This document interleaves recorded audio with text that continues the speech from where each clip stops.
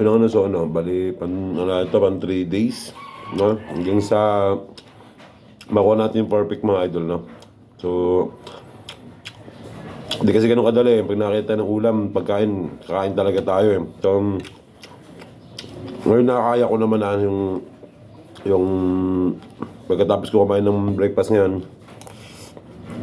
So naman na ulit 12 yung kasunod. So bukuha natin yung yung 24 hours mga idol na isang beses tayo kakain mga idol. No rest time mga idol na.